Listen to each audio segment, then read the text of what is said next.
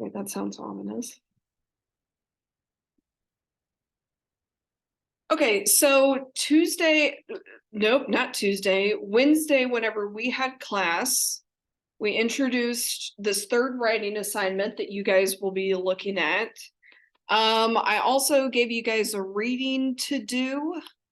And this reading was one of those readings where it actually legitimately goes over everything that you need to know. And I thought it was very helpful, but I'm not you, so maybe I don't know. We've also got, again, that resources handout. You guys can look at samples of campaign pitches and final projects.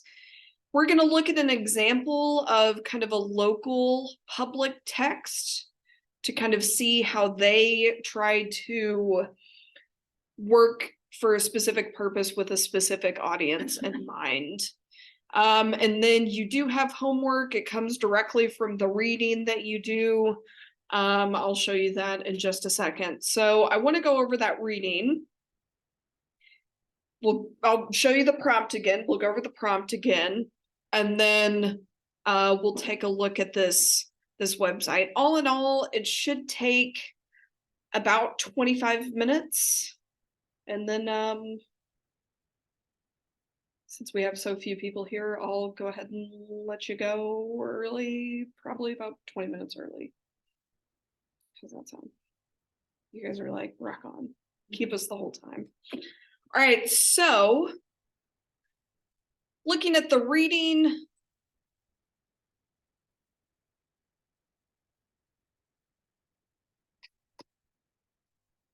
so this reading started out, it's called the Multimodal Advocacy Project. It's the same thing, it's just different words.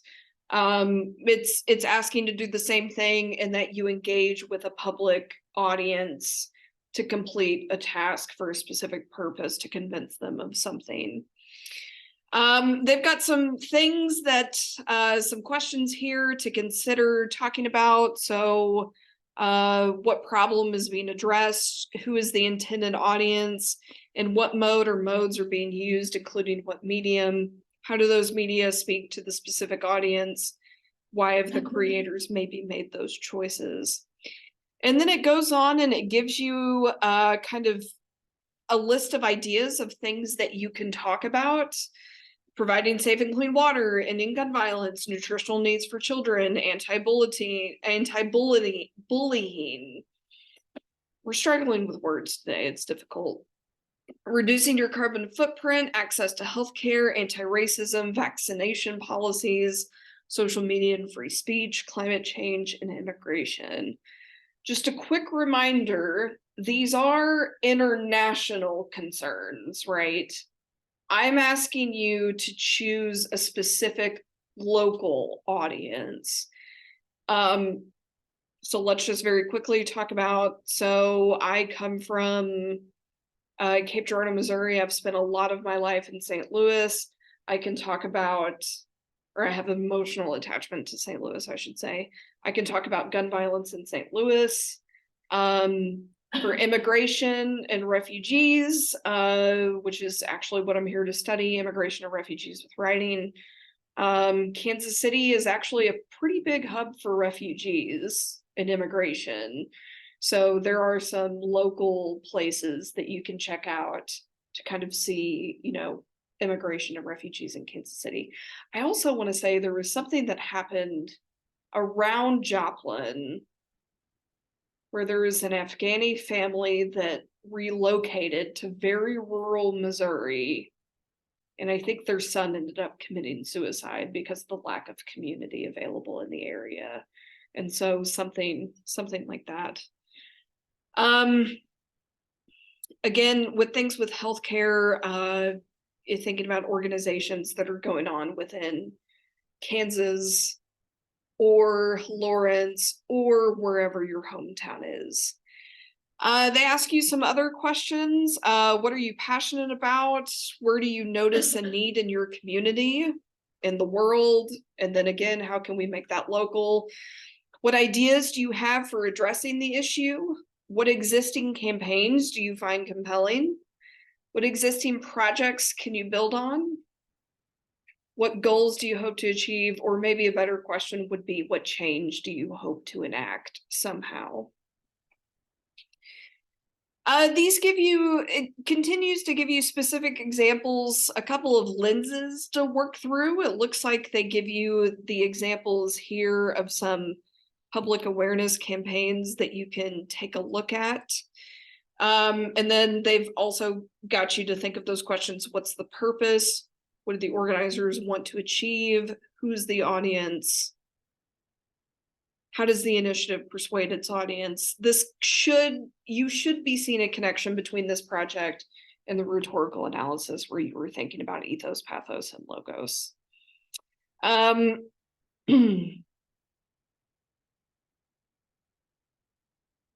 Down here, as far as defining your purpose, this is exactly what you're going to have to do for your preliminary plan, which will be due Sunday night. So before you come to class on Monday, it's going to ask that you choose a topic and think about your project focuses on blank because of blank. And again, this is taken directly from the reading. The purpose is to do blank. My intended audience is blank. I'm choosing this genre. This relates to my identity in what way? I had a student in the last class ask me about, what does that mean, my identity? I've got an identity wheel up here for you. These are just some aspects of identity. So those include ethnicity, race, religion, or spirituality, age, disability, first language, national origin, sexual orientation, sex, gender. I don't remember if I said socioeconomic status or not. Also, something not listed on here is where you're from. So unless we are talking about national origin, but we could condense that down to local or regional origin, if that's a helpful way to think about it. So if whenever you get to that question about asking you about identity, kind of think about how it fits in with some influences that you've had with your life.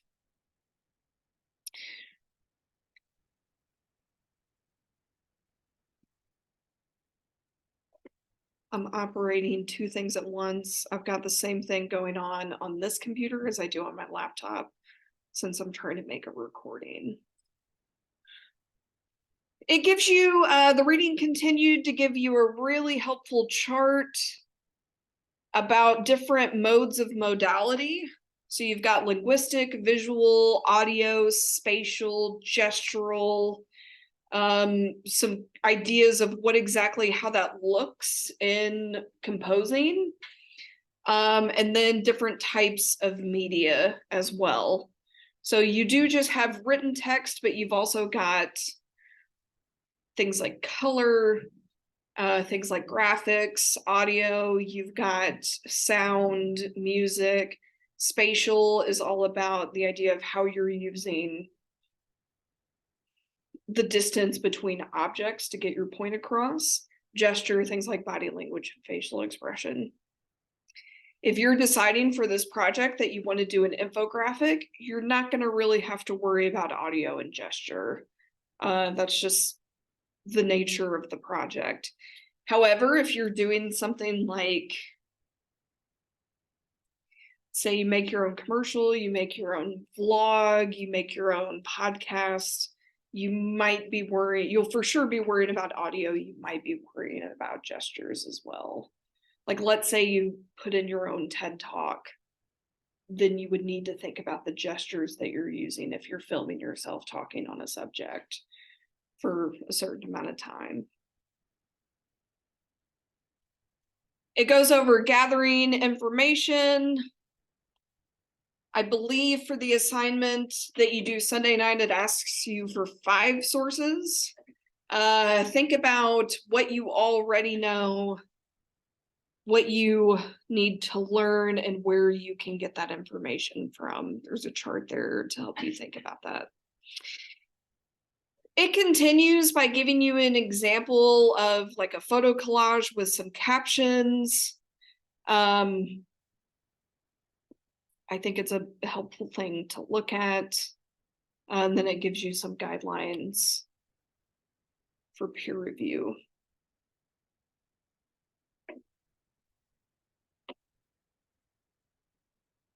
Okay. Remember that whenever you're doing this assignment, you do have some resources available to you. Multimedia tools, tools for vision, visual tools for sound and audio. If you're trying to do like web creation, I use Wix myself for like my teaching portfolio. And then this document also gives you some examples that you might want to pull from.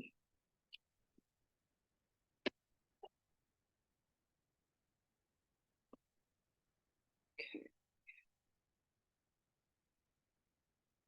Let me click on the actual prompt. Let's just touch on this again really quickly.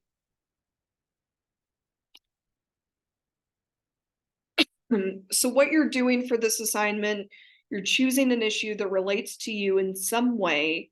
You're thinking about it locally. And you're thinking about what specific change or action you want your audience to take upon looking at your stuff.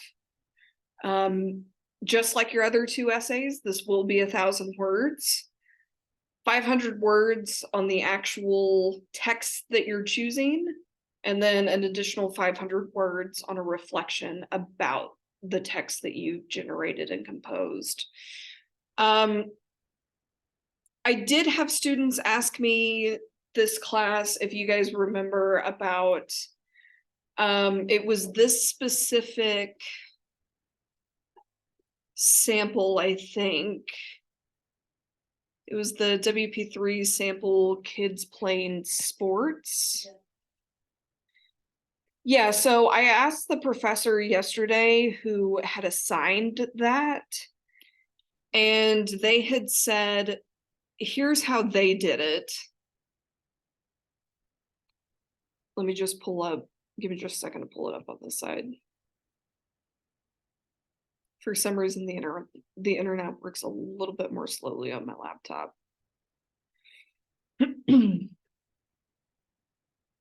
So they had required their students to do 3 texts. I am not requiring that of you. You can do however many texts you want. If you can get all 500 words on one text and you're satisfied with that, totally fine. I've got no problems with that at all. However, if you need to spread that out over 2 or 3 texts, by all means, feel free to do so. Think of some creative ways of how to do that. So in this instance, it looks like this student did a cereal box, a magazine article, and then a letter to a school board, and then they added their reflection at the end of that. So if that's why this kind of looks confusing, it's because the prompt for this specific student was different than your prompt. So again, I'm just requiring 1 multimodal text, but in order to get your word count, include as many genres as you need to. Does that help at all? Okay.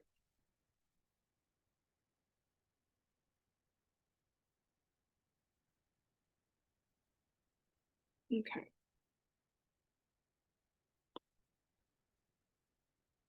Does anyone have any specific questions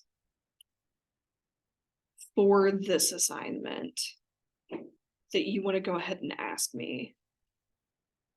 Does it be like definitive one, like 1,000 words, or could it be like the first section 700 and the next section like 600, or does it have to be like 500 divided each?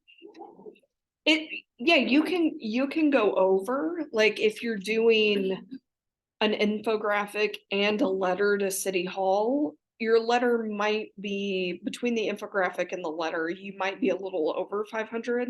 That's fine. I wouldn't do like 1,000 words on the multimodal and 1,000 words for the reflection though. Like we can work with that minimum. That's just the minimum. Yeah, it's just the minimum. That's a good question.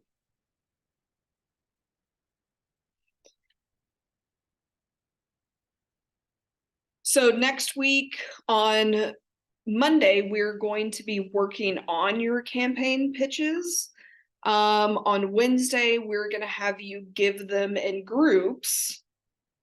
Because remember, they wanted us to stand up and like make you guys give 5-minute presentations. And I feel like that's not the most effective way to do it. So we're going to have you in groups instead. I'm not 100% sure what we're doing for Friday yet. I'll let you know whenever that happens, though.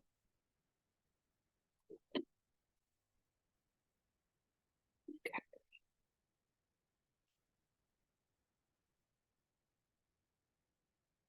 So again, I've got a list here of local public awareness organizations that you can take a look at. I just spent like 45 minutes this morning trying to like attach some organizations. This is by no means comprehensive in any sense. There's a lot missing about gender, about race, about things like gun violence, environmental justice, things like that. This is not a comprehensive list. These are maybe just some ideas to get you going. Here are some organizations from Lawrence.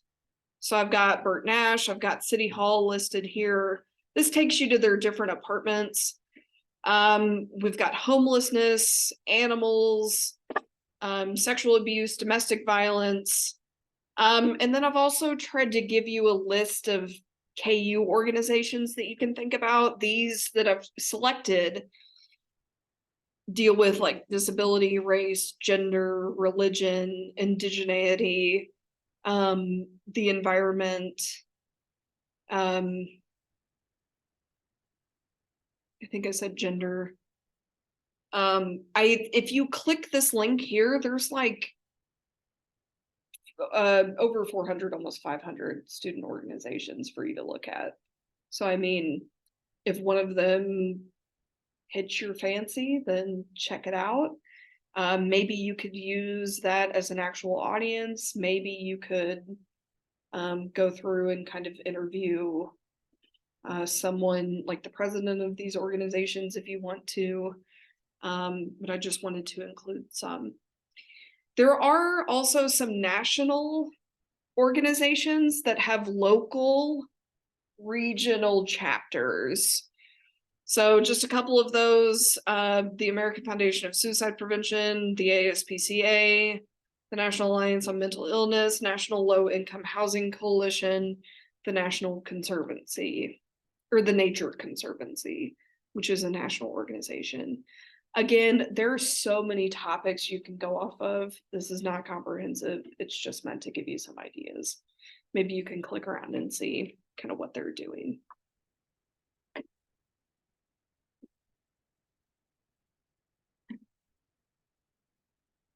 Whenever you go through and you look at those organizations, try to think about, so there were 5 questions, but at least think about these 3 questions that I have posted. So the idea of what is the problem being addressed? Who is the intended audience? What mode or modes are being used, including what media? So we're going to go, just to give you a quick example, we're going to go to the Lawrence Humane Society page, their Adopt page. We're not necessarily looking at the whole website. We're just looking at the purpose of this page is to convince people to adopt and then to stick with their commitment to that animal and to not return them back to the shelter.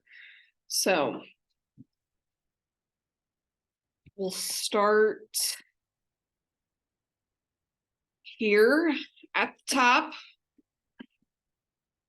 I'm very sorry that this is going to have to be such me talk heavy today.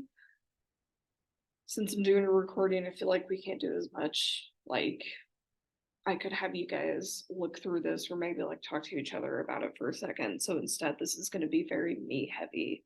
I'm very sorry for that. That is not the way that I like to teach. So starting at the top, we've got a banner. We've got bright blue, bright, is that green? Right?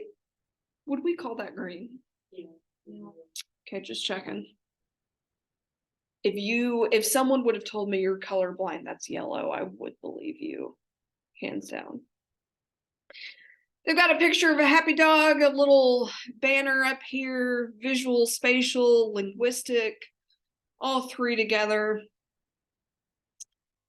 We've still got visual because we're thinking about different fonts and things like that. They're walking you through the process of what all you can expect whenever you visit. The idea that you should check out the website first, schedule an appointment. Whenever you arrive, you'll meet with an adoption counselor. And then scroll down and you can see the animals that you can adopt. Little Bit, Sammy, Oscar, Dio Brando, King, Clyde, Pharaoh, and oh my gosh, Peanut. Peanut really hits me. Kind of looks like my sister's old dog. If you click, let's say you click on Peanut, it does kind of go through, it gives you more information about the animal. And then it also will tell you what the adoption price is going to be for Peanut. So I think it's interesting that they've got the adoption price, like you've got to click on the animal first before they give you an adoption price. I'm seeing a couple of you smiling at these pictures. Do you think that's a deliberate decision by the creators of this organization to try to get you to smile? Yeah, I'd say so. So we've just got like a picture collage here, clickable links. Notice they've got 15 pages. So a lot of animals just like that. We move to frequently asked questions.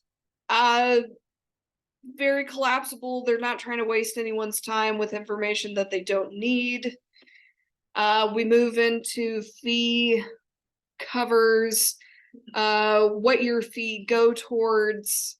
Looks like it goes towards being spayed or neutered, vaccinations, microchips, food, a vet wellness exam, and then pet insurance as well. So a lot of things are included in the fees that go into you adopting this pet. Another way that they're trying to convince you, they're trying to list this out in a bulleted form. So that way you can kind of be like, I don't know, it kind of makes it seem like more is going on whenever you've got it in a bulleted form like that, you know what I'm saying? Because if it were just a line, I think that would be different. And bulletin points do count as spatial. So again, we're using kind of spatial things going on here. We've also got specials. So seniors, if you're 55 or older, you can adopt a pet that's between 7 to 10 years old and receive half off the adoption fee. Customers who adopt a silver senior pet, so 11 years or older, they don't have to pay anything to adopt. We also have active military discounts, pets for vets, that kind of thing. I had a student in the last class who's from Lawrence, and she was talking about how the fees vary depending on the age of the animal. So if they're younger than a year, they're going to be more expensive. Whereas if they're older, you're trying to get those animals into homes more quickly. Because it seems like everyone's kind of down to adopt a puppy, right? But if it's a full-grown dog, sometimes that can be different. Not completely unlike adoption for humans, if you think about it. it goes down to this 3-3-3 rule. So here we're pausing and we're getting a little bit more specific with our purpose because we do want people to adopt. But what we also don't want to happen is for people to adopt, take the pet home, and then immediately regret their decision to adopt because they're like, it's just not working. They're not adhering to our family. They're not fitting it. And so this website offers the 3-3-3 rule. So after 3 days, this is what you can expect. After 3 weeks, this is what you can expect. After 3 months, this is what you can expect. And of course, ending with it doesn't happen overnight. If your pet's having trouble adjusting, let us help. You can email us and our behavior team. And then we finish off with a little visual by getting kind of like the hours of operation and things like that.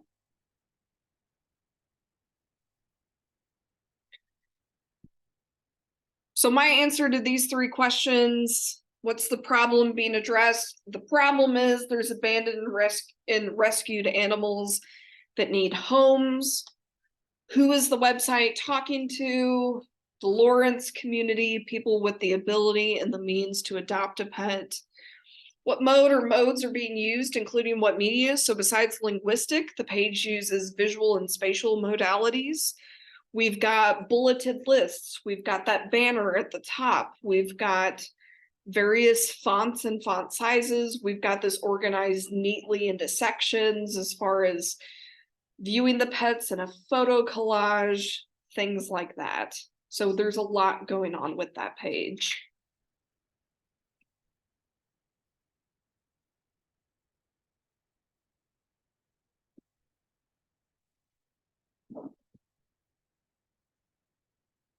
Okay. So again, what you will need to do for Sunday is to complete this discussion board for what your plan is going to be moving forward. So again, think about the focus, the purpose, the audience, the genres that you want to use. Also identify how this connects back to you somehow. In addition to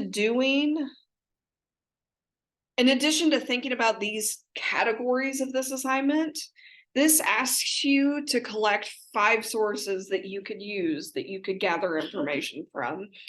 So let's say you want to talk about conservation in Kansas. You're probably going to go to the Kansas Department of Conservation as one. You might go to the Nature Conservancy in their Kansas section. You may want to go to Lawrence City Parks. You also may want to go to the national parks and get kind of more, you can get national data as long as you are talking to and focusing on primarily local regions. You still can do that. You don't have to, not everything has to come out of a specific area. You can use other sources and maybe even other examples. You can, if there's something going on in Georgia, they've got a program that you really like, you can talk about implementing that in Kansas. So like Google around, see what you can come up with, take a look at your sources, come up with a list of 5 sources. You can just do URL links, or you can just, if it's in print, you can take a picture and post it. That's fine. We'll talk about citations and stuff much later. It's not something I'm necessarily concerned about for you just getting your ideas down. Any questions? Do you guys at least feel okay with what's expected of you for this assignment?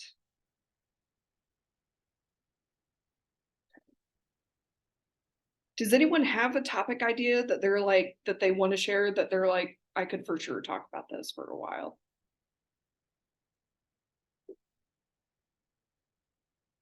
Go ahead. Okay.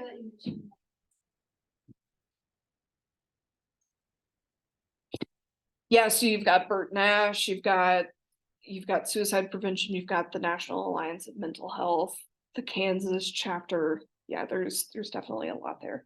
You could also, depending on what exactly you want to talk about, because you could talk about like mental health in college students. You could think about CAPS and the resources that KU offers. You could look around at different universities and see what they offer as well, if it's anything different. Yeah, I think that's a great idea.